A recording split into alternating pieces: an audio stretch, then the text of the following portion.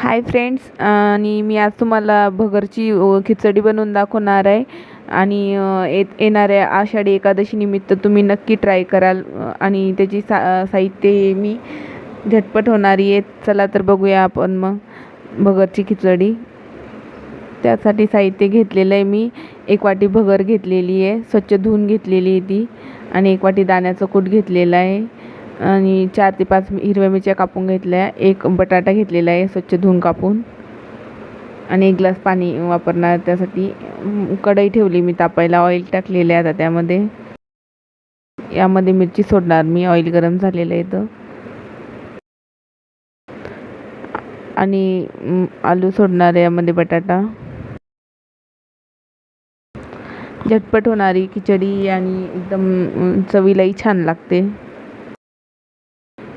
याला याप्रमाणे हलवून घेणार आता मी.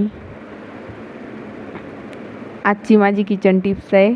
आपण भगर आणतो आणि ती वरती ठेवतो जास्ती करून, तर त्याला अळ्या वगैरे लागण्याची शक्यता राहते. तर तुम्ही त्याला फ्रीजमध्ये ठेवत जा, ते खूप दिवस टिकते. या प्रकारे आपण आता याला हलवायचं. आणि पाणी ॲड करणार आता मी यामध्ये. आपला आलू आणि मिरची परतून झालेली आहे. पाणी ॲड केलं मी आता 1 ग्लास. आता साधारण 2 वाटी पाणी ॲड केलं मी. मीठ टाकणार चवीपुरतं. आणि साखर टाकणार अर्धा चम्मच, चुटकीभर 1. आणि उकळ आल्यावर पाण्याला आपण यामध्ये हे सोडून देणार भगर मी स्वच्छ 1 वाटीभर निवडून स्वच्छ धुवून घेतली 2 पाण्यानी.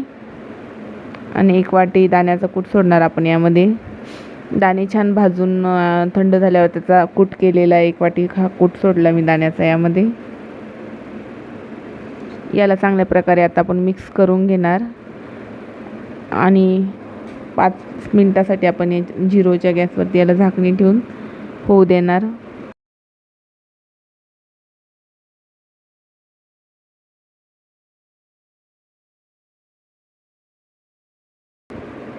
आपण झाकणी ठेवून याला आता 5 मिनिटांनंतर या प्रकारे आपली भगर एकदम बनवून रेडी आहे.